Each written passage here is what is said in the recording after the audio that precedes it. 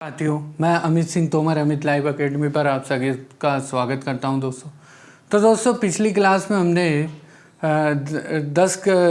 9 क्लासें हो चुकी हैं दोस्तों ज्योग्राफी की। तो सारी क्लासों की दोस्तों प्लेलिस्ट मैंने ऊपर के आई बटन में डाल दी, तो प्लेलिस्ट में जाके दोस्तों आप उन क्लासों को देख लेना। तो दोस्तों पिछली क्लास में हम आर्द्रता को पढ़ रहे हैं, तो दोस्तों अब हम निरपेक्ष आर्द्रता तथा सापेक्षिक आर्द्रता में अंतर को देखेंगे। तो दोस्तों सब्सक्राइब नहीं करा हो तो सब्सक्राइब कर लेना, घंटी के बटन को दबाकर और ऑल नोटिफिकेशन कर देना ताकि सारे नोटिफिकेशन आपको मिलते रहे। तो चलिए दोस्तों शुरू करते हैं निरपेक्ष आर्द्रता और सापेक्षिक आर्द्रता में अंतर।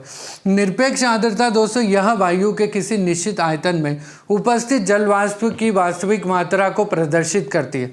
सापेक्षिक आर्द्रता यह किसी निश्चित वायु दाब और तापमान पर वायु के निश्चित आयतन में उपस्थित जलवाष्प की वास्तविक मात्रा अर्थात निरपेक्ष आर्द्रता एवं उसी वायु दाब और तापमान पर उसी आयतन की वायु की आर्द्रता सामर्थ्य के अनुपात को प्रदर्शित करती है।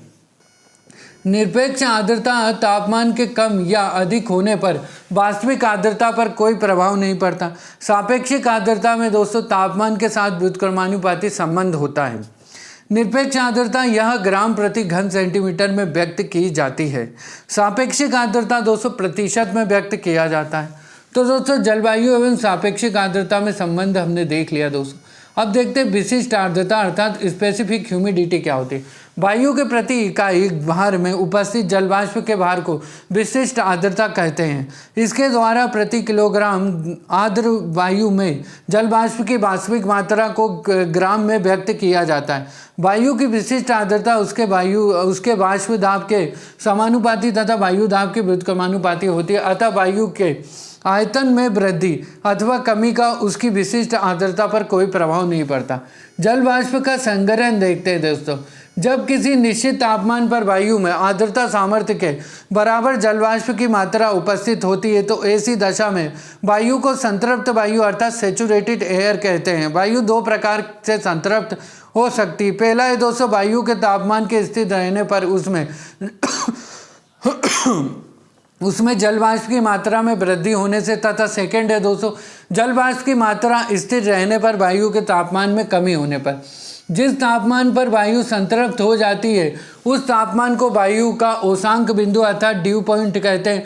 यदि वायु का तापमान उसके औसांक बिंदु से अधिक हो जाता है तो संघनन प्रारंभ हो जाता है।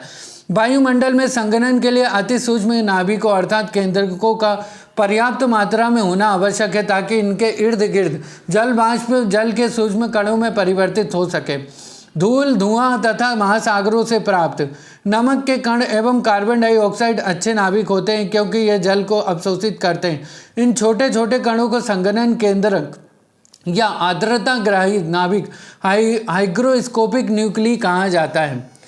कभी कभी वायु में आर्द्रता ग्राही नाभिकों के अभाव में औसांक बिंदु पर भी संघनन की क्रिया प्रारंभ नहीं हो पाती। ऐसी वायु जिसमें संघनन का प्रारंभ औसांक से कई डिग्री कम तापमान पर होता है को अति संतृप्त वायु अर्थात सुपर सैचुरेटेड कहते हैं। अब दोस्तों देखते हैं संघनन के विविध रूप। वायुमंडल में संघनित जलवाष्प धरातल पर विविध रूपों में दिखाई देती है। विभिन्न परिस्थितियों में वायु के शीतलन के कारण संघनित जलवाष्प ओस, तुषार, कोहरा, कुहासा, धुंध, मेघ आदि का रूप ले सकता है। ओस को देखते हैं ड्यू अर्थात धरातल की निकटवर्ती वायु में उपस्थित जलवाष्प के प्रत्यक्ष संघनन के द्वारा मुख्यतः रात्रिकालीन विकिरण द्वारा शीतलीकृत क्षैतिज जलों पर संचित जल की बूंदों को ओस कहते हैं। इसमें जलवाष्प धरातल के ऊपर वायु में आर्द्रता ग्राही नाभिकों पर संघनित ना होकर धरातल पर उपस्थित ठोस वस्तुओं जैसे पत्थर, घास तथा पौधों की पत्तियों की ठंडी सतहों पर संघनित होकर जल की बूंदों के रूप में जमा हो जाती है। ओस के बनने के लिए वायु का औसांक जमाव बिंदु अर्थात 0 डिग्री सेल्सियस से अधिक होना आवश्यक है। ओस के बनने के लिए निम्नलिखित परिस्थितियां अनुकूल होती है। पहला है दोस्तों ठंडी लंबी रातें। तो शीत ऋतु की लंबी रात में पृथ्वी की सतह ठंडी यानी कि पार्थिव विकिरण के कारण हो जाती। इस ठंडी सतह से आर्द्र वायु का संपर्क होने पर संघनन प्रारंभ हो जाता है। मेघ रहित स्वच्छ आकाश मेघ रहित और धूल कणों से मुक्त होने के कारण दिन में अधिक वाष्पीकरण से वायु में आर्द्रता की मात्रा में वृद्धि हो जाएगी एवं रात्रि के समय पार्थिव विकिरण के कारण धरातल अधिक ठंडा होगा। शांत वायु, यदि वायु शांत होगी तो वह धरातल के संपर्क में अधिक देर तक रह पाएगी और ठंडी हो जाएगी। यह स्थिति संघनन के लिए अनुकूल होती है। उच्च सापेक्षिक आर्द्रता, उच्च सापेक्षिक आर्द्रता संघनन को बढ़ावा देती। यही कारण है कि भारत में संघनन अगस्त और सितंबर के महीने में अधिक होता है। अब दोस्तों तुषार या पाला यानी फ्रोस्ट, जब संघनन जमाव बिंदु 0 डिग्री सेल्सियस से नीचे संपन्न होता है तब ठंडी सतहों पर तुषार या पाला बनता है, अर्थात औशांक जमाव बिंदु पर या उसके नीचे होता है। तो ऐसी स्थिति में वायु के अतिरिक्त नमी जल की बूंदों के स्थान पर छोटे छोटे हिम के रबों के रूप में जमा हो जाती है। तुषार के लिए उपयुक्त परिस्थितियां ओस के समान ही हैं। अंतर केवल इतना है कि इसके लिए धरातल पर स्थित वस्तुओं का तापमान हिमांक पर या उससे नीचे होना चाहिए। इतने कम तापमान पर जलवाष्प बिना द्रव अवस्था में परिवर्तित हुए सीधे हिम के रूप में ठंडे पदार्थों पर संघनित हो जाता है। ओस या तुषार पाला को देख लेते हैं दोस्तों। तो ओस जो है दोस्तों या घास या पौधों की पत्तियों पर जल की बूंदों के रूप में होती है ओस।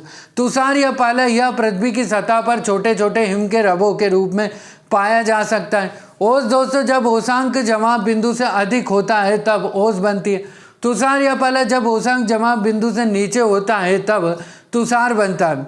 ओस दोस्तों यह पौधों के लिए उपयोगी है और तुषार या पाला यह पौधों की वृद्धि के लिए हानिकारक है, इससे फसलों को नुकसान होता है। अब दोस्तों ओस एवं तुषार की तुलना दोस्तों ओस एवं तुषार की तुलना हमने देख ली। अब दोस्तों कोहरा को देखते हैं, जिसको कि फोग भी कहते हैं।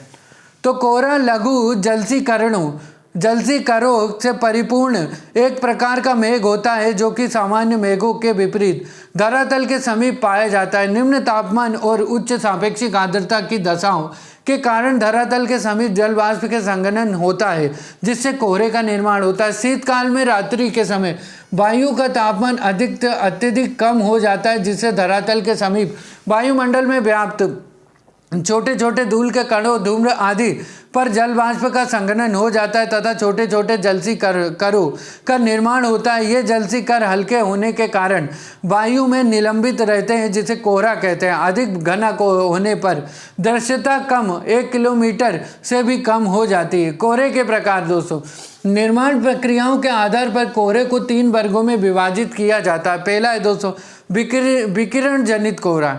तो इस प्रकार का जो कोहरा है होता है दोस्तों विकिरण से उत्पन्न वायु के शीतलन के फलस्वरूप निर्मित होता है। विकिरण जनित कोहरा केवल स्थल पर ही उत्पन्न होता है।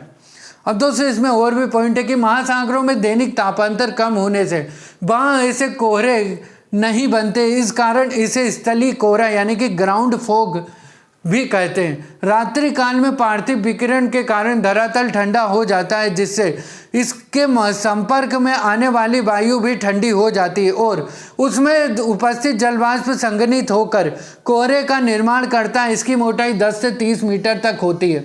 अभिवाहन कोहरा अर्थात एडवेक्शन फॉग, इस प्रकार के कोहरे की उत्पत्ति धरातल पर एक स्थान से दूसरे स्थान पर चलने वाली वायु धाराओं के शीतलन से होती है। इस प्रकार के कोहरे की उत्पत्ति के लिए धरातल पर तापमान में विभिन्नता सर्वाधिक महत्वपूर्ण कारक है। इस प्रकार का कोहरा 2 दशाओं में उत्पन्न होता है। पहला है दोस्तों जब उष्णाद पवन धाराएं शीतल धरातल पर से प्रवाहित होती है एवं उनका संपर्क धरातल से संलग्न शीतल वायु से होता है। जब शीतल पवन धाराएं उष्ण सागर सतह पर से प्रवाहित होती हैं एवं सागर सतह से संलग्न उष्णाद वायु से उनका मिश्रण होता है। इस तरह का कोहरा प्रायः स्थलीय भागों पर शीत ऋतु में तथा सागरीय भागों पर ग्रीष्म ऋतु में होता है। समुद्री भागों पर ऐसे कोहरे को सागरीय कोहरा अर्थात सी फॉग कहते हैं। वाताग्रीय कोहरा को देखते हैं फ्रंटल फॉग। जब 2 विपरीत स्वभाव वाली अर्थात एक शीत तथा दूसरी उष्ण वायु राशियां विपरीत दिशाओं से आकर एक रेखा के सहारे आमने सामने मिलती हैं तो वाताग्र का निर्माण होता है। इस वाताग्र के सहारे गर्म वायु ठंडी वायु के ऊपर उठती है, जिस कारण वहाँ ठंडी हो जाती है तथा संघनन के बाद कोहरा उत्पन्न हो जाता है। कोहरे के दोस्तों प्रभाव को देख लेते हैं। तो महासागरों एवं महाद्वीपों पर कोहरे के कारण जलयान, वायुयान तथा अन्य यातायात में बाधा उत्पन्न होती तथा दुर्घटनाएं भी बढ़ जाती। जब कोहरा प्रदूषित होता है तो यह स्वास्थ्य के लिए गंभीर संकट उत्पन्न करता है। पहाड़ियों पर कोहरे के कारण चाय तथा कहवे के पौधे की सूर्य के तीव्र प्रकाश से बचाव होता है। अरब में यमन की पहाड़ियों पर मोका कॉफी को कोहरे से पर्याप्त लाभ होता है। अब दोस्तों इसी में आगे बढ़ते कुहासा अर्थात मिस्ट को देखते हैं। यह भी कुहासा जो है दोस्तों, यह भी एक प्रकार का कोहरा है, लेकिन इसमें कोहरे की अपेक्षित दृश्यता अधिक दूर तक रहती है।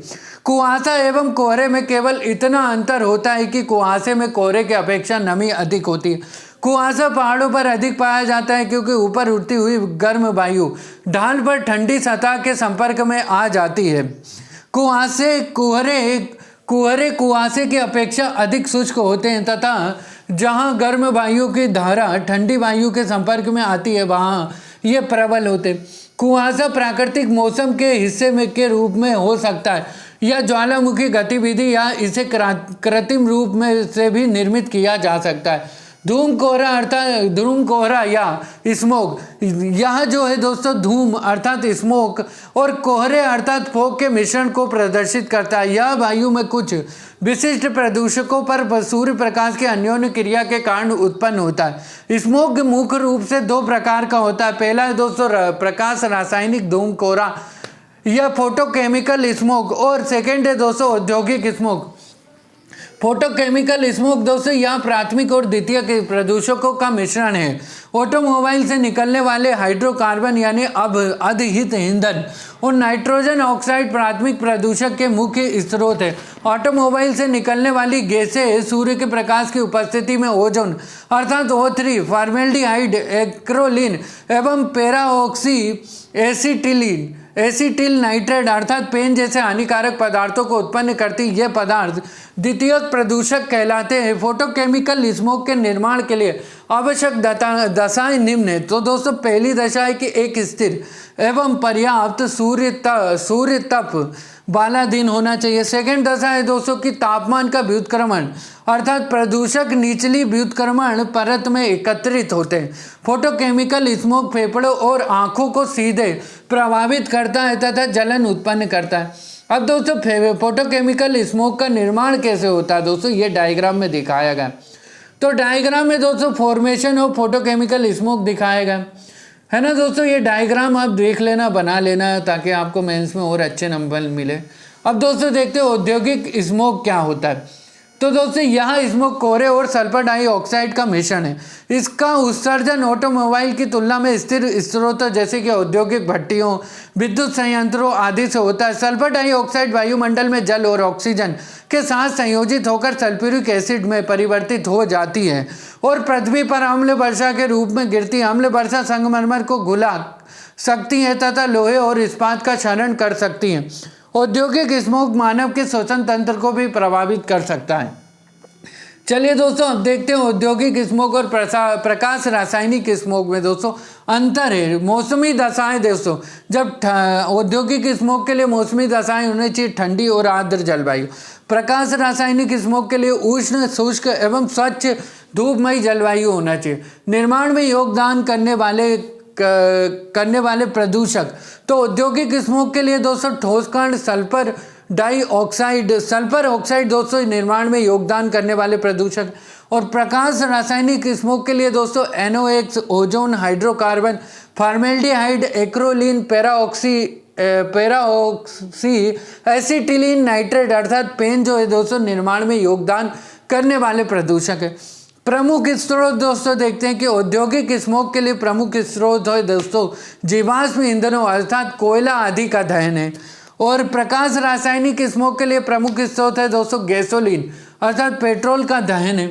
चलिए दोस्तों आगे बढ़ते हैं, हम धुंध अर्थात हेज को दोस्तों देखते हैं।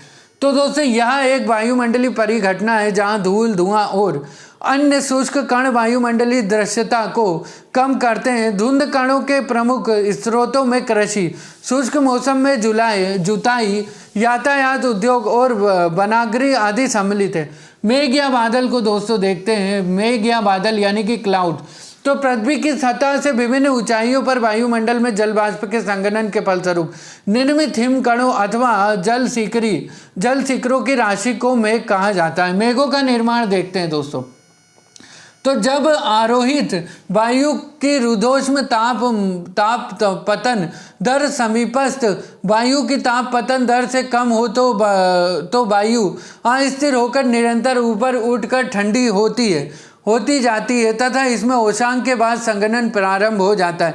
जब संघनन हिमांक के ऊपर संपन्न होता है तो जल शिखरों अर्थात वाटर ड्रॉपलेट्स का तथा जब हिमांक के नीचे संपन्न होता है तो हिम शिखरों का निर्माण होता है। इनका आकार धीरे धीरे बढ़ता जाता है तथा अधिक मात्रा में हो जाने पर इनका समूह मेघों की रचना करता है। रुद्धोष्म परिवर्तन देख लेते हैं दोस्त। जब वायु ऊपर उठती है तो इसमें विस्तार होने के फलस्वरूप इसके प्रति इकाई आयतन में वृद्धि होती है एवं प्रति इकाई आयतन में उपलब्ध ऊष्मा की मात्रा में कमी आती है। फलतः तापमान में भी ह्रास होता है। इस प्रकार का ताप परिवर्तन जिसका संबंध वायु के फैलाव और ऊपर उठने से रुद्धोष्म अर्थात एडियाबेटिक ताप परिवर्तन कहलाता है। वायु का ऊर्ध्वाधर विस्थापन ही रुद्धोष्म तथा अवरोही ताप परिवर्तन का मुख्य कारण है। वायु जब ऊपर उठती है तो उसका तापमान घटता है। अवरोही वायु में तापमान की गिरावट की दर वायु में मौजूद आर्द्रता की मात्रा पर निर्भर करती है। संतृप्त वायु की अपेक्षा असंतृप्त वायु में ऊंचाई के कारण तापमान में गिरावट की दर अधिक होती है। यह मुख्यतः संतृप्तता के बाद संघनन क्रिया द्वारा निर्मुक्त की गई गुप्त ऊष्मा के कारण होता है। असंतृप्त वायु में आरोहण के कारण तापमान में होने वाली गिरावट की दर को शुष्क रुद्धोष्म ह्रास दर कहते हैं, जबकि संतृप्त वायु में होने वाली कमी की इस दर को आर्द्र रुद्धोष्म ह्रास दर कहते हैं। चलिए दोस्तों आगे बढ़ते हैं। मेघों का महत्व।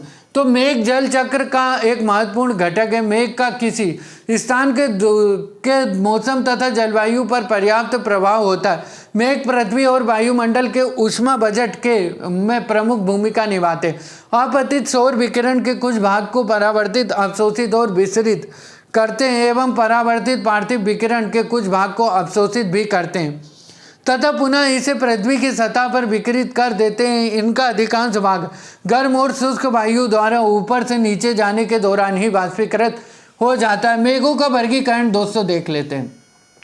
तो ऊंचाई, विस्तार, घनत्व, पारदर्शिता तथा आर्द्रता के आधार पर मेघों को विभिन्न भागों में विभाजित किया जा सकता है। मेघों को ऊंचाई और स्वरूप के आधार पर तीन रूपों पक्षाभ, कपासी और स्तरीय मेघ में वर्गीकृत किया जाता है। इनके अतिरिक्त ऊर्ध्वाधर विकास वाले मेघ भी पाए जाते हैं। तो पहला है दोस्तों उच्च मेघ। ये मेघ मुख्य रूप से हिम क्रिस्टल के बने होते हैं। ये मुख्यतः तीन प्रकार के होते हैं। पहला है इसमें दोस्तों पक्षाभ मेघ अर्थात साइरस क्लाउड। पक्षाभ मेघों का निर्माण 6000 से 12000 मीटर की ऊंचाई पर होता है। अधिक ऊंचाई पर होने के साथ ये महीन तथा बिखरे हुए रेशम सदृश होते हैं जो पंख के समान प्रतीत होते हैं। पक्षाभ मेघ जब आकाश में पृथक पृथक तथा अनियमित क्रम में फैले होते हैं तो इनसे स्वच्छ मौसम की पूर्व सूचना मिलती है, किंतु जब ये नियमित क्रम में पक्षाभ स्तरीय अथवा स्तरीय मध्य मेघों के साथ दिखाई पड़ते हैं तो ये चक्रवात आगमन के सूचक होते हैं। पक्षाभ स्तरीय कायरो स्टेटस मेघ। पक्षाभ स्तरीय मेघ क्या होते हैं दोस्तों? ये जो होते हैं दोस्तों श्वेत वर्ण के होते हैं तथा इनसे दिन में सूर्य और रात्रि में चंद्रमा के चारों ओर प्रभाव मंडल अर्थात हेलो का निर्माण होता है। चक्रवात आगमन के क्रम में पक्षाभ मेघ के तुरंत बाद यही मेघ दृष्टिगोचर होते हैं। पक्षाभ कपासी अर्थात सायरो कम्मल्स को देख लेते हैं दोस्तों, कम्युलस मेघ को, पक्षाभ कपासी मेघ को। तो दोस्तों ये प्रायः छायाहीन होते हैं। इन्हें मेकेरल स्काई भी कहते हैं। मध्यम ऊंचाई के मेघ। तो इस श्रेणी के अंतर्गत मध्य कपासी मेघ अर्थात अल्टो कम्युलट्स तथा मध्य स्तरीय मेघ यानी कि अल्टो स्ट्रेटस सम्मिलित है। मध्य कपासी यानी कि अल्टो कम्युलट्स मेघ ये गोलाकार रूप में पंक्तियों या लहरों में पाए जाते हैं। निचले स्तर पर होने के कारण ये मुख्य रूप से जल बूंदों से बने होते हैं। हालांकि जब तापमान काफ़ी न्यून हो तो ये हिम क्रिस्टल के भी बने हो सकते हैं। यह रुई के समान दिखते हैं। मध्य स्तरीय मेघ अर्थात अल्टो स्ट्रेटस ये आकाश में लगातार फैले नीले तथा भूरे रंग के मेघ होते हैं। आकाश में सघन चादर के रूप में होते हैं। इनसे विस्तृत तथा निरंतर वर्षा होती है। अर्थात निम्न मेघ को देखते हैं दोस्तों। तो निम्न मेघ अधिकतर जल बूंदों से बने होते हैं क्योंकि उनका आधार आमतौर पर 2000 मीटर से नीचे होता है। हालांकि जब तापमान न्यून हो जाता है तो इन मेघों में हिमकण और हिम भी हो सकते हैं। इस श्रेणी के अंतर्गत स्तरीय अर्थात स्ट्रेटस स्तरीय, कपासी अर्थात स्ट्रेटो कम्युलस तथा वर्षा स्तरीय निम्बोक स्ट्रेटस मेघ सम्मिलित है। स्तरीय मेघ अर्थात स्ट्रेटस मेघ क्या होते हैं दोस्त? ये निम्न स्तरीय परतदार मेघ होते हैं। ये प्रायः 2000 मीटर से कम ऊंचाई पर निर्मित होते हैं तथा आकाश के एक बड़े भाग पर फैले होते हैं। स्तरीय कपासी मेघ को क्या बोलते हैं? स्ट्रेटो कम्युलस को बोलते हैं दोस्तों। तो ये हल्के भूरे तथा बड़े गोलाकार चकत्तों के रूप में पाए जाते हैं। वर्षा स्तरीय मेघ अर्थात निम्बो स्ट्रेटस तो दोस्तों धरातल के निकट पाए जाने वाले ये मेघ अत्यधिक सघन होते हैं तथा इनसे खूब वर्षा होती है। अब दोस्तों इसी में आगे बढ़ते हैं। हम देखते हैं दोस्तों यहाँ पे डायग्राम में आप दोस्तों देख रहे हैं मेघों का वर्गीकरण कैसे होता है। तो दोस्तों ये डायग्राम आप बना सकते हैं। तो इसमें दोस्तों निरंतर वर्षा, स्तरीय, कपासी और कपासी मेघ के दोस्तों डायग्राम देख रहे होंगे। कपासी वर्षा कैसे होती है, तेज बौछार, निहाई शीर्ष अर्थात एबेल टॉप है ना। वर्षा स्तरीय 200 मीटर, मध्य मेघ 6500 फीट हो गया। कपासी मध्य मेघ, स्तरीय मध्य मेघ और प्रभाव मंडल को दोस्तों आप देख रहे हैं पक्षाभ, कपासी, मैकेरल स्काई, पच्छाभ स्तरीय, उच्च मेघ और पक्षा। तो दोस्तों सारी चीज़ों के डायग्राम आपको दिए गए हैं तो इसको देख लेना, बना लेना। अब दोस्तों देखते हैं ऊर्ध्वाधर विकास बेल को दोस्तों। ऊर्ध्वाधर विकास वाले मेघ दोस्तों कैसे होते हैं? तो ऊर्ध्वाधर विस्तार से बने मेघों के निचले भाग जल बूंदों तथा ऊपरी भाग हिमकणों से निर्मित होते हैं। इस प्रकार के मेघों में निम्न सम्मिलित है। पहला है दोस्तों कपासी मेघ यानी कम्युलस और सेकंड है दोस्तों कपासी वर्षा मेघ यानी कि कम्युलस निम्बस। इस प्रकार के मेघ में सबसे प्रचलित कपासी मेघ है। यह तापी संवहन या वाताग्र के ऊपर उठने से निर्मित होता है। यह 12,000 मीटर से अधिक ऊंचाई तक उठ सकते हैं। इससे मेघ में विद्यमान जल वाष्पन के संघनन द्वारा अत्यधिक मात्रा में ऊर्जा विसर्जित होती है। कपासी मेघ में प्रायः साफ मौसम का अभाव होता है परंतु कभी कभी इनमें गर्जने वाले मेघ भी होते हैं। कपासी वर्षा मेघ अत्यधिक गहरे और विस्तृत होते हैं। इनके साथ वर्षा, ओला तथा तड़ी झंझा की अधिक संभावना रहती। वर्षण को देखते हैं दोस्तों। प्रेसिपिएशन क्या है? तो वायुमंडल में धरातल पर जब तरल अवस्था अथवा ठोस रूप में गिरता है तब इसे वर्षण कहते हैं। स्वतंत्र वायु में वायुमंडलीय जलवाष्प का लगातार होने वाला संघनन संघनित कणों के आकार वृद्धि में सहायक होता है। जब वायु का प्रतिरोध वायु का प्रतिरोध जल बूंदों को गुरुत्वाकर्षण बल के विरुद्ध वायुमंडल में रोके रखने में असमर्थ हो जाता है तब ये बूंदें धरातल पर वर्षा बूंदों के रूप में गिरती हैं। अतः जब तक ये जल बूंदें मिलकर इतने बड़ी नहीं हो जाती कि वायु उन्हें रोकने में असमर्थ हो जाए तब तक वर्षा नहीं हो पाती है। यही कारण है कि कभी कभी आकाश घने बादलों से आच्छादित रहता है तथा भी वर्षा नहीं हो पाती है। यह वृष्टि तरल जल के रूप में या ठोस हिम के रूप में हो सकती है। जब वर्षा जल बूंदों के रूप में हो तो उसे जल वृष्टि या वर्षा कहते हैं। जब संघनन हिमांक के नीचे होता है तो वर्षा हिमरवों के रूप में होती है जिसे हिमवृष्टि या हिमपात कहते हैं। सामान्यतः हिमपात को वर्षा के रूप में शामिल किया जाता है। वर्षा तथा हिमपात के अतिरिक्त वर्षण के दूसरे प्रकार सहिमवृष्टि तथा ओलावृष्टि अर्थात हेल स्टॉर्म या है। यद्यपि ओलावृष्टि काफ़ी सीमित मात्रा में होती है एवं समय तथा क्षेत्र की दृष्टि से यदा कदा ही होती है। चलिए दोस्तों आगे बढ़ते वर्षण के रूप देखते हैं। तो वर्षण के रूप अधिकांशतः संघनन की विधि तापमान पर निर्भर करते। वर्षण के कुछ प्रमुख रूप निम्नलिखित है: फुहार तथा वर्षा अर्थात ड्रिजल एंड रेन। तो जब समान आकार की अत्यंत छोटी सघन बूंदें जिनका व्यास 0.5 मिलीमीटर से कम होता है धरातल पर गिरती है तो उसे फुहार कहते हैं। जब जल की छोटी बूंदें मिलकर बड़ी बूंदें के रूप में धरातल पर गिरती हैं तो उसे वर्षा कहते हैं। वर्षा की बूंदों का व्यास 5 से 7 मिलीमीटर तक होता है। फुहार की अपेक्षा इनकी सघनता तथा संख्या कम होती है। अब दोस्तों हिमपात को देखते हैं, स्नोफॉल को। जब संघनन हिमांक 0 डिग्री से कम अर्थात नीचे तापमान पर होता है तो वायुमंडलीय आर्द्रता हिमकणों में बदल जाती है। ये छोटे छोटे हिमकण आपस में मिलकर हिमरवे बनाते हैं जो बड़े होकर धरातल पर गिरते हैं। वर्षण के इस रूप को हिमपात कहते हैं। सहिम वृष्टि अर्थात स्लिट ऐसी वृष्टि में जल की बूंदें और हिम एक साथ धरातल पर गिरते हैं। यह एक प्रकार का हिमपात होता है जिसमें कुछ रवे पिघले हुए होते हैं। जब पृथ्वी के निकट की वायु की परत का तापमान हिमांक से नीचे हो और उसके ऊपर स्थित वायु की परत का तापमान हिमांक से ऊपर हो तो ऐसी परिस्थिति में सहिम वृष्टि होती है। अब दोस्तों यहाँ पे आपको डायग्राम दिखाया गया है। दोस्तों ये डायग्राम में दोस्तों वर्षण के विभिन्न रूप आपको दिखाए गए हैं। तो इन रूपों को दोस्तों आप डायग्राम की मदद से समझ सकते हैं। रेन कब होती, फ्रीजिंग रेन कब होती, स्लीट कब होता है, स्नो कब होता है अर्थात बर्फ कब गिरती है। तो दोस्तों रेन कब होती है? Frozen precipitation melts and reaches the ground as a rain.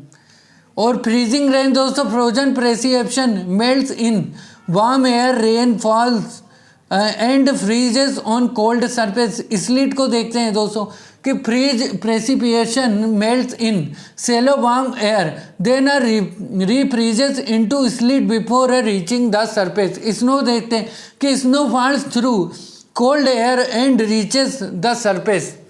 चलिए दोस्तों आगे बढ़ते हैं। हम ओला वृष्टि हेल वृष्टि को देखते हैं अर्थात हेल स्टॉर्म क्या है दोस्तों इसको समझते हैं। तो ओला वृष्टि जो है दोस्तों यह वृष्टि एक बहुत ही भीषण रूप है जिसकी उत्पत्ति प्रबल झंझावातों से होती है। कभी कभी वायुमंडल में सुविकसित कपासी मेघ तीव्र संवहन धाराओं के साथ उष्ण एवं आर्द्र वायु भी ऊपरी भागों में पहुंच जाती है। ऐसे संवहन से ऊंचे भाग की आर्द्र पवनों का तापमान हिमांक बिंदु से बहुत नीचे गिर जाता है। इस कारण उसमें निहित वाष्प हिमकणों में बदल जाती है। जब इन हिमकणों का आकार काफ़ी बड़ा हो जाता है और संवहन धाराएं इन्हें रोक नहीं पाती हैं तो ये हिम के बड़े कणों या ओलों के रूप में नीचे गिरते हैं। ओलों में हिम की कई संकेंद्री परतें होती हैं। चलिए दोस्तों और आगे बढ़ते। वर्षण हेतु आवश्यक दशाएं क्या क्या होती हैं? तो पर्याप्त मात्रा में वाष्पीकरण वायु राशि या जल वाष्प से संतृप्त होनी चाहिए।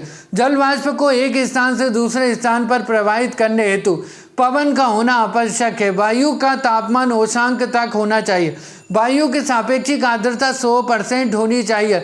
इसके पश्चात ही तापमान में कमी होने से संघनन की प्रक्रिया प्रारंभ होती है।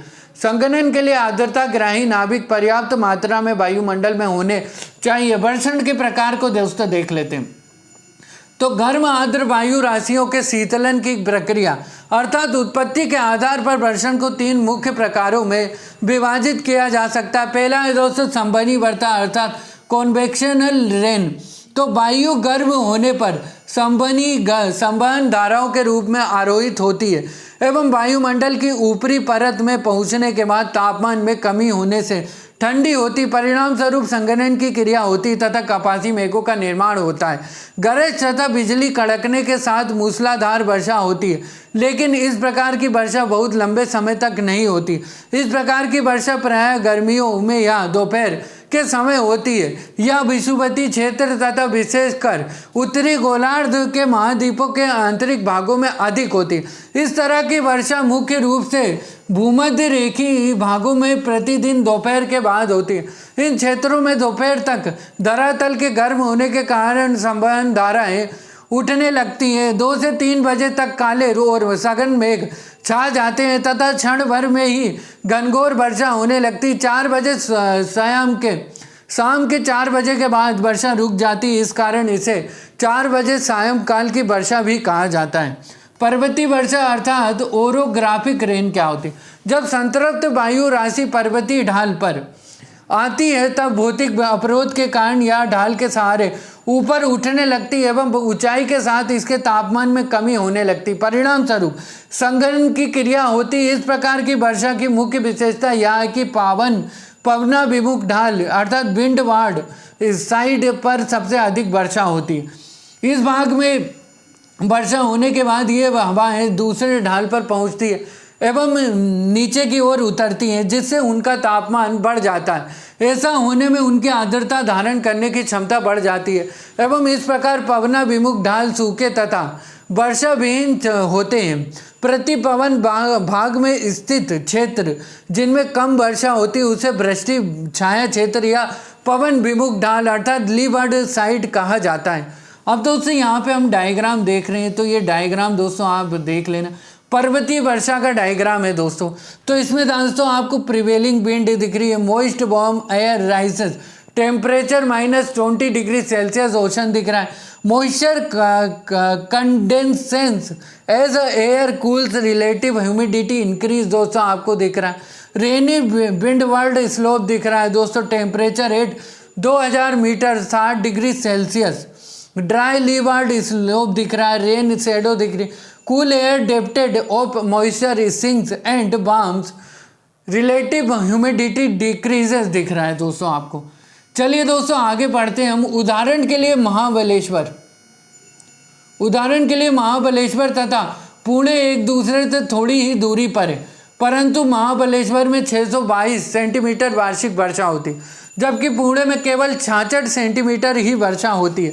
इसका कारण यह है कि महाबलेश्वर पवनाभिमुख ढाल अर्थात विंडवार्ड स्लोप तथा पुणे पवन विमुख ढाल अथवा वृष्टि छाया क्षेत्र यानी कि लीवार्ड स्लोप और रेन शैडो एरियाज पर स्थित है। वर्षा के समय पवनाभिमुख ढाल पर कपासी मेघ होते हैं, जबकि पवन विमुख ढाल पर स्तरीय मेघ होते हैं। पर्वतीय वर्षा किसी भी ऋतु में हो सकती है, यह दीर्घ अवधि तक होती है। पर्वतीय वर्षा में संघनन के लिए संवहन तथा चक्रवाती दशाओं का भी कुछ योगदान अवश्य रहता है। संपूर्ण विश्व में पर्वतीय वर्षा सर्वाधिक होती है। भारत में मेघालय पठार में चेरापूंजी पर्वतीय पश्चिमी घाट और संपूर्ण हिमालय प्रदेश में पर्वतीय वर्षा होती है।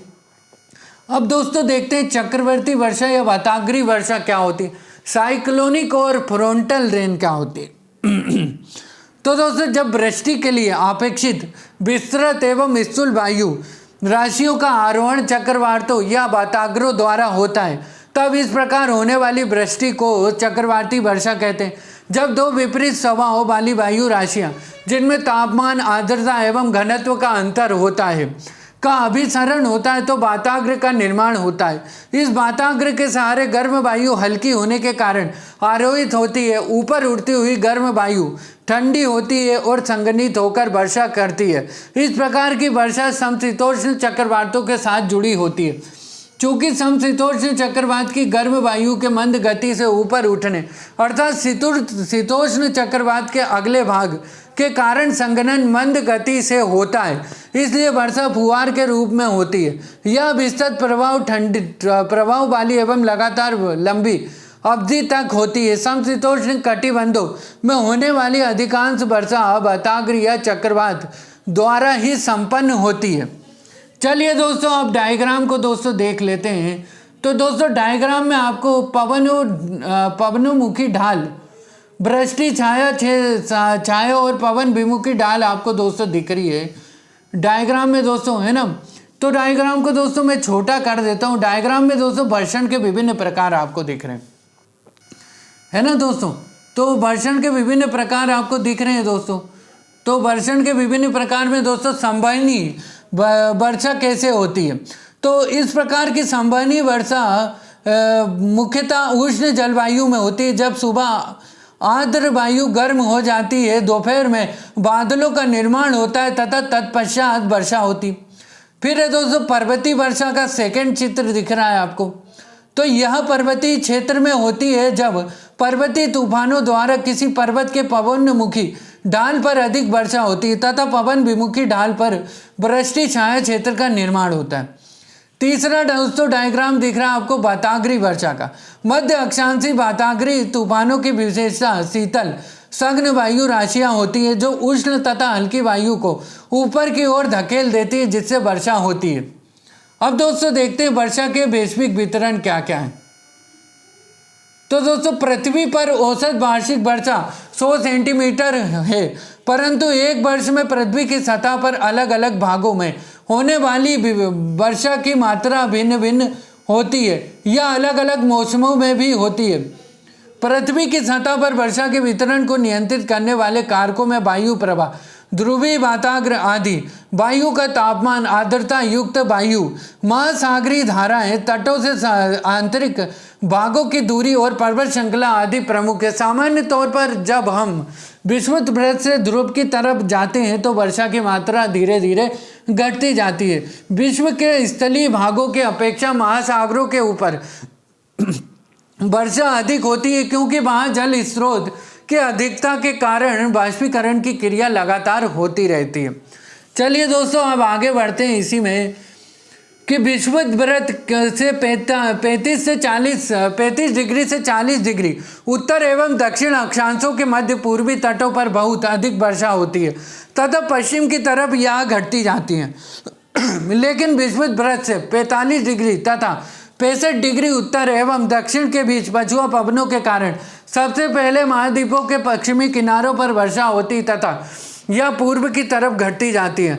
जहाँ भी पर्वत श्रेणी तट के समानांतर वहाँ वर्षा की मात्रा पवनाभिमुख तटीय मैदान में अधिक होती है एवं यह प्रति पवन दिशा की तरफ कम होती जाती है। वार्षिक वर्षण की कुल मात्रा के आधार पर विश्व के मुख्य वर्षण प्रदेश को निम्न रूपों में पहचाना जाता है। पहला है दोस्तों अधिक वर्षा का क्षेत्र के अंतर्गत दोस्तों क्या क्या है। तो इस पट्टी के अधिक वर्षण क्षेत्र वर्षा के क्षेत्र के अंतर्गत प्रति वर्ष 200 सेंटीमीटर से अधिक वर्षा वाले प्रदेश आते हैं। विषुवतीय पट्टी शीतोष्ण प्रदेशों में पश्चिमी तटीय किनारों तथा मानसून वाले क्षेत्रों को तटीय भागों में वर्षा बहुत अधिक होती है। मध्यम वर्षा वाला क्षेत्र इस पट्टी के अंतर्गत महाद्वीपों के आंतरिक भाग जहां प्रति वर्ष 100 से 200 सेंटीमीटर वर्षा होती आते हैं। ये क्षेत्र अधिक वर्षा वाले क्षेत्रों के निकट वाले हिस्से। निम्न वर्षा क्षेत्र तो इस पट्टी के अंतर्गत 50 से 150 सेंटीमीटर वार्षिक वर्षा वाले क्षेत्र आते हैं। उष्ण कटिबंधीय क्षेत्र के केंद्रीय भाग तथा शीतोष्ण क्षेत्रों के पूर्वी एवं आंतरिक भाग आते हैं। अल्प वर्षा क्षेत्र क्या है दोस्तों देखते हैं। तो इस पट्टी के अंतर्गत 50 सेंटीमीटर से कम वर्षा वाले क्षेत्रों को सम्मिलित किया जाता है। प्रमुख क्षेत्र महाद्वीपीय आंतरिक भाग के वृष्टि छाया क्षेत्र। महाद्वीप के आंतरिक भाग उच्च अक्षांशीय क्षेत्र, उष्ण कटिबंधीय क्षेत्र में महाद्वीपों के पश्चिमी भाग और उष्ण मरुस्थल आदि हैं। चलिए दोस्तों यहाँ पे आपको एक डायग्राम दिख रहा होगा, तो इस डायग्राम की मदद से आप समझ सकते हैं चीज़ों को और भी अच्छे से। तो ये डायग्राम है दोस्तों, वर्षण का वैश्विक वितरण दिखाया गया है ना। तो वर्षण का वैश्विक वितरण दिखाया गया है दोस्तों, कहाँ वर्षा 0 से लेकर 25 सेंटीमीटर तक कहाँ वर्षा होती है ना। और जैसे कि 25 से 50 सेंटीमीटर दोस्तों आपको कॉलम में दिख रहे होंगे, 50 से 100 सेंटीमीटर आपको दोस्तों कॉलम में दिख रहे होंगे, है ना दोस्तों। तो ऐसे ये वर्षण के प्रकार हैं दोस्तों, 100 से 200 सेंटीमीटर और ओवर 200 से सेंटीमीटर से अधिक वर्षा के प्रकार दिख रहे हैं। चलिए दोस्तों अब देखते हैं वर्षा का मौसमी वितरण कैसे होता है। तो जो वर्षा को प्रभावित करने वाली दशाएं संपूर्ण वर्ष एक समान नहीं होती। यह वर्षा के मौसमी वितरण में भिन्नता को बढ़ा देती है। हालांकि विश्व के अधिकतर क्षेत्रों में अधिकांश वर्षा ग्रीष्म ऋतु में होती है। वर्षा के मौसमी वितरण की प्रमुख विशेषताएं इस प्रकार हैं। तो चलिए दोस्तों क्या क्या विशेषताएं देखते हैं। तो भूमध्य रेखीय वर्षा में वर्ष भर मूसलाधार वर्षा होती है। भूमध्य रेखा से कुछ डिग्री उत्तर या दक्षिण में ग्रीष्मकाल आर्द्र और शीत ऋतु कुछ शुष्क मौसम वाला होता है। मानसून परिसंचरण में मौसमी विरोधाभास होता है, जिसके परिणाम स्वरूप ग्रीष्मकाल आर्द्र होता है जिसमें पवन समुद्र से स्थल की ओर चलती है, जबकि शीत ऋतु शुष्क होती है क्योंकि इस दौरान पतटी पवन स्थल से समुद्र की ओर चलती है। भारतीय उपमहाद्वीप और दक्षिण पूर्व एशिया में मानसून के कारण मौसमी विविधता अच्छी तरह विकसित होती है। मध्य अक्षांशों में पश्चिमी तटीय क्षेत्रों में उपोष्ण कटिबंधीय उच्च दाब बेल्ट की उपस्थिति के कारण ग्रीष्मकाल शुष्क और शीत ऋतु आर्द्र होती है। अब दोस्तों समशीतोष्ण क्षेत्र में वर्षा चक्रवाती प्रकृति की होती है और शीत ऋतु में चक्रवात का आना सामान्य घटना हो जाती है। इस प्रकार ग्रीष्म ऋतु की अपेक्षा शीत ऋतु में भारी वर्षा होती है। अब दोस्तों यहाँ पे आपको वर्षा का मौसमी एवं अक्षांशीय वितरण दिख रहा होगा दोस्तों। तो दोस्तों आप इसको डायग्राम से दोस्तों ध्यान में रख लेना, जिसमें इसमें दोस्तों दिख रहा है सभी मौसम शुष्क, सभी मौसम आर्द्र हो गए। तो दोस्तों ये डायग्राम को आप बना लेना, लिख लेना दोस्तों इसको। चलिए दोस्तों और आगे देखते हैं कि संपूर्ण वर्षा का मासिक वितरण। संपूर्ण वर्षा का मासिक वितरण औसत वार्षिक वर्षा से अधिक महत्वपूर्ण है, क्योंकि वर्षा विभिन्न मानवीय गतिविधियों विशेष रूप से कृषि के लिए महत्वपूर्ण है। उप आर्द्र और अर्ध शुष्क भूमि में वर्षा पर निर्भरता किसानों के लिए एक बड़ी चिंता का विषय है, जहां सामान्य से कम वर्षा का परिणाम फसल की बर्बादी हो सकती है। अब दोस्तों इसी में देखते हैं हम आगे भूगोल का दोस्तों 15 चैप्टर है वायु राशियाँ, वाताग्र एवं चक्रवाती परिसंचरण। तो दोस्तों इसमें पहला पॉइंट है दोस्तों वायु राशियों में है कि वायु राशियों की प्रगति उनकी पारस्परिक क्रिया तथा उनमें संलग्न प्रक्रियाओं के कारण ही मुख्य मौसम परिवर्तनों की अधिकांश घटनाएं घटती हैं। प्रस्तुत अध्याय में वायु राशियों, वाताग्र, चक्रवात एवं प्रति चक्रवात, तड़ित झंझा, टॉर्नेडो आदि वायुमंडलीय परिघटनाओं का विस्तार से वर्णन किया गया। पहला पॉइंट है दोस्तों वायु राशियां। तो वायु राशियां वायुमंडल के उस विस्तृत भाग को कहते हैं जिसमें क्षैतिज तल में तापमान एवं आर्द्रता संबंधी लक्षणों में समानता पाई जाती। किसी भी वायु राशि का एक विशिष्ट तापमान एवं आर्द्रता होती। वायु राशियों का आविर्भाव उस समय होता है जब विस्तृत समतल भूतल पर वायुमंडल संबंधी दशाएं अपेक्षित समय तक निस्थिर रहती हैं, जिससे वायु में धरातल की तापमान एवं आर्द्रता संबंधी विशेषताएं समाहित हो जाती हैं। एक बार उत्पन्न हो जाने के बाद वायु राशियां अपने उद्गम क्षेत्र पर स्थिर नहीं रह पाती। यह आगे की ओर प्रवाहित होते हैं हुए संपर्क में आने वाले क्षेत्र को प्रभावित करती हैं तथा उसकी तापमान एवं आर्द्रता संबंधी दशाओं में परिमार्जन करती हैं। वायु राशियों की निम्नलिखित मूलभूत विशेषताएं हैं जो प्रभावित क्षेत्रों के मौसम संबंधी दशाओं को नियंत्रित करती हैं। वायु राशियों में तापमान का लंबवत वितरण पहला है दोस्तों, और सेकंड है दोस्तों वायु में आर्द्रता की मात्रा। वायु राशि में तापमान के लंबवत वितरण की प्रकृति के आधार पर वायुमंडल की स्थिरता एवं अस्थिरता का ज्ञान होता है, जबकि वायु में आर्द्रता की मात्रा के आधार पर संघनन का स्वरूप एवं गहनता निर्धारित होती है। इसी के आधार पर यह निश्चित होता है कि मौसम आर्द्र होगा या शुष्क। जिन धरातलीय भागों पर वायु राशियों का उद्गम होता है उन्हें वायु राशियों का उत्पत्ति क्षेत्र या उद्गम स्थल कहा जाता है। आदर्श उत्पत्ति क्षेत्र के लिए कुछ निश्चित दशाएं आवश्यक है। पहली है दोस्तों कि विस्तृत एवं सामान्य क्षेत्र होना चाहिए, जिससे उस क्षेत्र में तापमान और आर्द्रता संबंधी दशाएं समान रहे। इसी प्रकार उत्पत्ति क्षेत्र या तो पूर्णतः सागरी भाग हो या स्थली, क्योंकि स्थलीय जल के मिश्रित क्षेत्र में तापमान एवं आर्द्रता में समरूपता नहीं होती है। उत्पत्ति क्षेत्र में वायु का अपसरण यानी कि डाइवर्जेंस होना चाहिए, क्योंकि अभिसरण अर्थात कन्वर्जेंस की स्थिति में तापीय विषमता के कारण अस्थिरता उत्पन्न हो जाती है। वायुमंडलीय दशाएं दीर्घकाल तथा स्थिर रहनी चाहिए ताकि वायु धरातलीय विशेषताओं को आत्मसात कर सके। अब दोस्तों वायु राशियों के उत्पत्ति के क्षेत्र, तो प्राथमिक अथवा प्रमुख स्रोत प्रदेश। प्राथमिक उत्पत्ति क्षेत्र अत्यधिक विस्तृत होते हैं, यहाँ पर वायु राशि लंबी अवधि तक स्थिर रहती है। इन क्षेत्रों से उत्पन्न वायु राशियों को प्राथमिक वायु राशियाँ कहा जाता है। इन वायु राशियों के उत्पत्ति क्षेत्र के अंतर्गत उष्ण कटिबंधीय गर्म समुद्री सतह, उष्ण रेगिस्तानी सतह तथा आर्कटिक शीत प्रदेश को सम्मिलित किया जाता है। उष्णकटिबंधीय क्षेत्र से उत्पन्न वायु राशियां गर्म होती है, जबकि ध्रुवीय क्षेत्र से उत्पन्न होने वाली वायु राशियां ठंडी होती है। द्वितीयक अथवा गौण स्रोत प्रदेश को दोस्तों देखते हैं, तो यहाँ ऐसे क्षेत्र होते हैं जहाँ पर विस्तृत समांग सतह होती, परंतु वायु राशि अधिक समय तक स्थिर नहीं रहती। ऐसे क्षेत्रों में उत्पत्ति के ठीक बाद ही वायु राशियाँ रूपांतरित हो जाती हैं। अब देखते हैं दोस्तों वायु राशियों का वर्गीकरण। तो वायु राशियों को उनके उद्गम क्षेत्र के आधार पर वर्गीकृत किया जाता है। वायु राशियों के 5 प्रमुख उद्गम क्षेत्र। पहला क्षेत्र उष्ण व उपोष्ण कटिबंधीय महासागरीय क्षेत्र। सेकंड है दोस्तों उपोष्ण कटिबंधीय उष्ण मरुस्थलीय क्षेत्र। थर्ड है दोस्तों कि उच्च अक्षांशीय अपेक्षाकृत शीतल महासागर। फोर्थ है दोस्तों उच्च अक्षांशीय हिमाच्छादित महाद्वीपीय क्षेत्र। और फिफ्थ है दोस्तों स्थायी रूप से हिमाच्छादित महाद्वीपीय अंटार्कटिक तथा आर्कटिक क्षेत्र। इसी आधार पर निम्न प्रकार की वायु राशियां पाई जाती हैं दोस्तों। तो पहली दोस्तों वायु राशियां पाई जाती है महासागरीय उष्ण कटिबंधीय वायु राशियां, अर्थात MT से दोस्तों इसे डिनोट करते हैं। और महाद्वीपीय उष्ण कटिबंधीय वायु राशियां इसे CT से डिनोट करते हैं। थर्ड है दोस्तों महासागरीय ध्रुवीय वायु राशियां इसे MP से डिनोट करते हैं। और फोर्थ है दोस्तों महाद्वीपीय ध्रुवीय वायु राशियां इसे CP से डिनोट करते हैं। फिफ्थ है दोस्तों महाद्वीपीय आर्कटिक वायु राशि इसे CA से डिनोट करते हैं। चलिए दोस्तों अब डायग्राम को दोस्तों हम देख लेते हैं। डायग्राम में दोस्तों वायु राशियां आपको दिखाई गई हैं।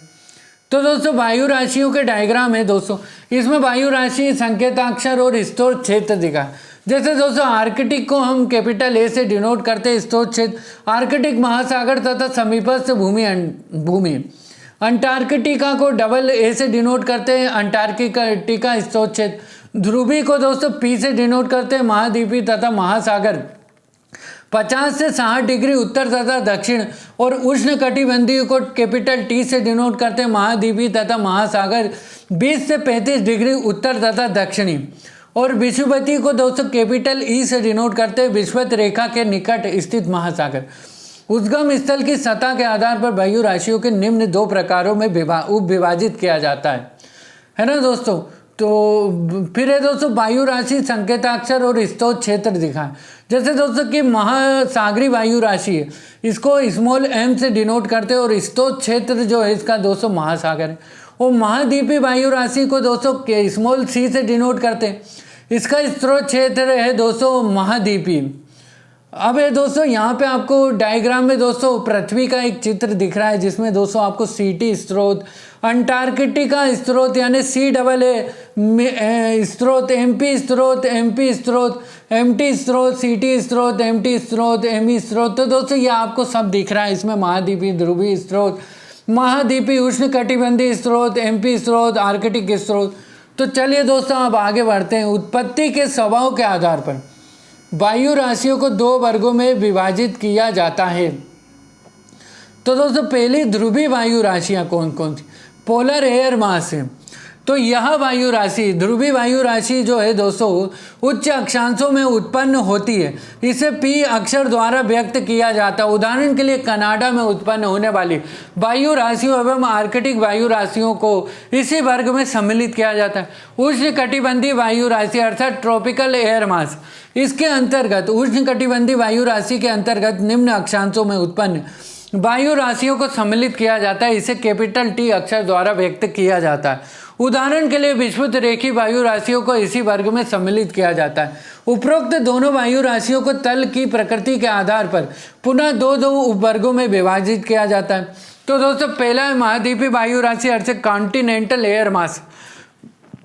तो महाद्वीपीय वायु राशि की उत्पत्ति महाद्वीपों पर होती है।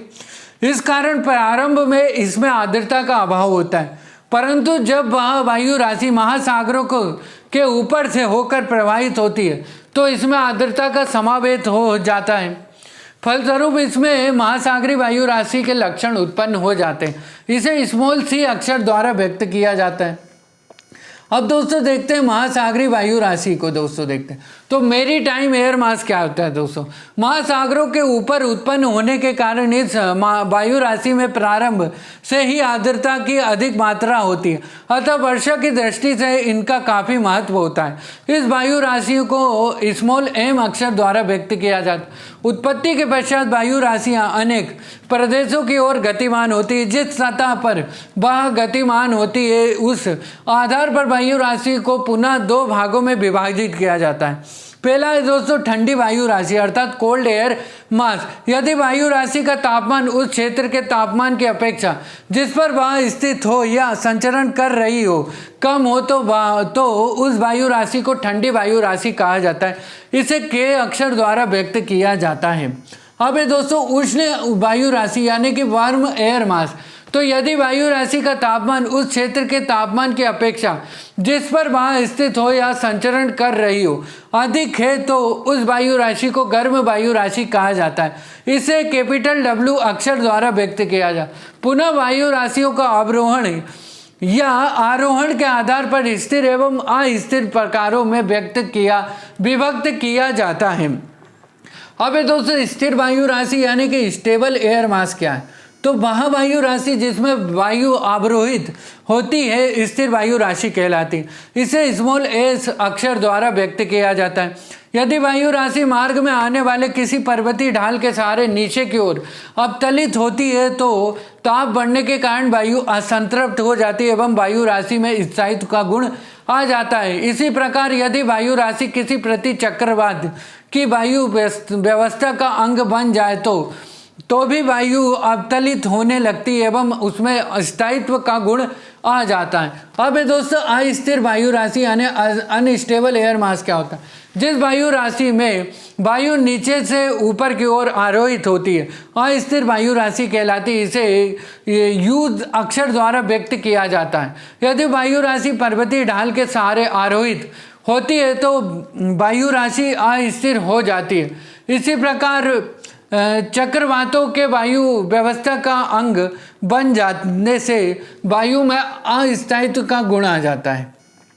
अब दोस्तों वायु राशियों का रूपांतरण देखते हैं। जब वायु राशियां अपना उद्गम क्षेत्र त्यागने के पश्चात अन्य क्षेत्रों में संचरण करती है तो उनका रूपांतरण होने लगता है। यह रूपांतरण मुख्यतः दो प्रकार के होते हैं। पहला है दोस्तों उष्म गतिक रूपांतरण अर्थात थर्मोडायनेमिक मॉडिफिकेशन क्या होता है। जब धरातल एवं वायु राशि के आधारी तल के बीच ऊष्मा के आदान प्रदान के कारण वायु राशि नीचे से गर्म या ठंडी होती है तो इसे ऊष्मा गतिक रूपांतरण कहते हैं। यह तीन कारकों पर निर्भर करती। पहला कारक है दोस्तों धरातल की प्रकृति।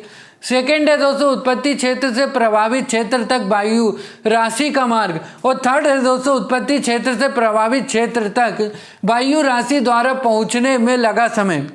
जब एक उष्ण वायु राशि किसी ठंडे धरातल पर संचरण करती है तो इसकी निचली परत ठंडी हो जाती है। इसके फलस्वरूप तापमान की विलोमता उत्पन्न होती है एवं स्थायित्व की दशा उत्पन्न हो जाती है। इसके विपरीत जब एक ठंडी वायु राशि किसी गर्म धरातल पर संचरण करती है तो इसकी निचली परतें गर्म हो जाती है। इससे वायु राशि की स्थायित्व की स्थिति भंग हो जाती है एवं संवहन की प्रक्रिया प्रारंभ हो जाती है। अब दोस्तों देखते हैं यांत्रिक रूपांतरण अर्थात डायनेमिक मॉडिफिकेशन। वायु राशियों के यांत्रिक परिवर्तन के अंतर्गत वायु के आरोहण एवं अवरोहण संबंधित प्रक्रियाओं एवं इनसे उत्पन्न परिवर्तनों को सम्मिलित किया जाता है।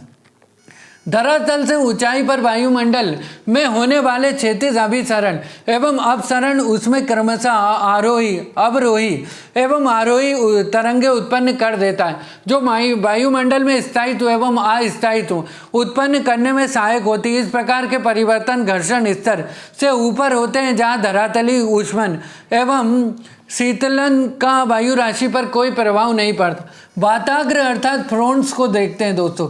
जब किसी भूभाग में विभिन्न भौतिक गुणों वाली वायु राशियां जिनके तापमान आर्द्रता घनत्व वायु दाब आदि में पर्याप्त अंतर होता है एक दूसरे के निकट आती हैं तो वह एक दूसरे से पूर्ण रूप से मिल नहीं पाती हैं एवं उनके मध्य कुछ समय के लिए अशांति पृष्ठ अर्थात सरफेस डिसकंटिन्यूटी का निर्माण हो जाता है। दो परस्पर विरोधी वायु राशियों के मध्य इस प्रकार निर्मित अशांति पृष्ठ को ही वाताग्र कहते हैं। इन वाताग्र पर शीतल एवं सघन वायु राशि गर्म एवं हल्की वायु राशियों को ऊपर उठा देती है। वाताग्र के बनने की प्रक्रिया को वाताग्र जनन अर्थात फ्रोटोजेनेसिस क्या है दोस्तों?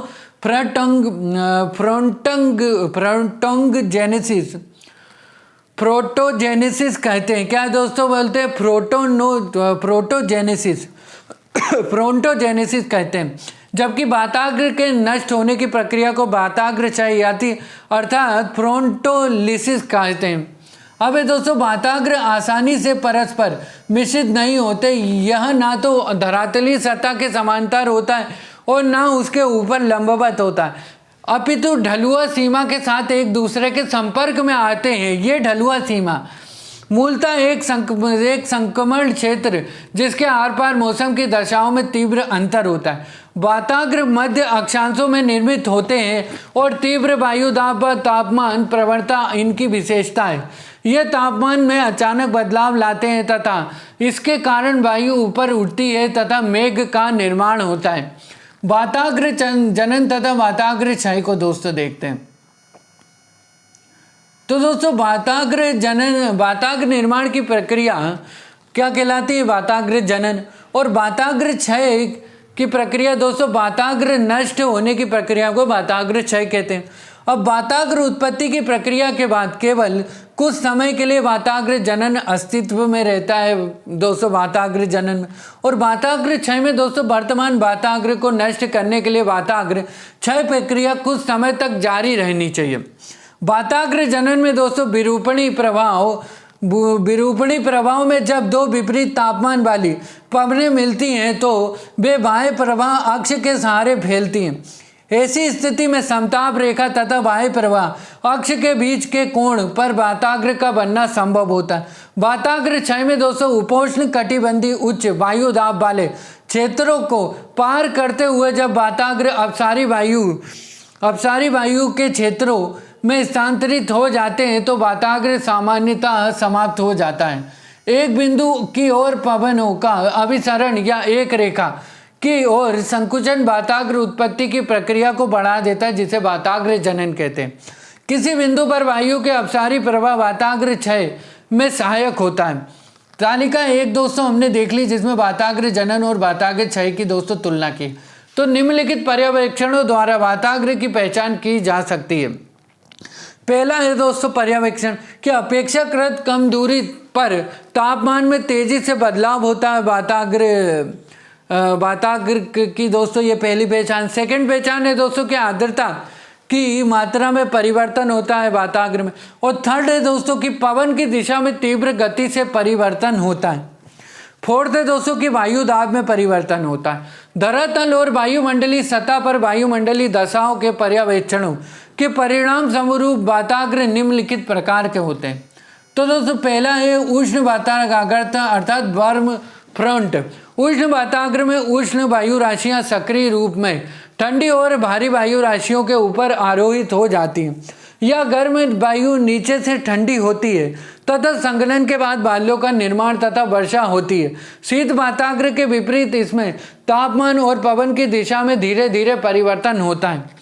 अब चलिए दोस्तों आगे हम बढ़ते हैं। इसमें दोस्तों डायग्राम दिया गया है। तो डायग्राम में दोस्तों उष्ण वाताग्र शीत वाताग्र दिए गए हैं। तो उष्ण वाताग्र के पीछे गतिशील उष्ण वायु और वाताग्र संरचना की दिशा भी दोस्तों आपको रोड जैसा रेड आपको दोस्तों दिख रहा होगा दोस्तों, जैसा कि क्रॉसिंग में दिखता है। फिर है दोस्तों ऊपर एरो दिख रहा है जिसमें लिखा है कि उष्ण आर्द्र वायु वाताग्रीय आरोहण के द्वारा मेघों का विकास।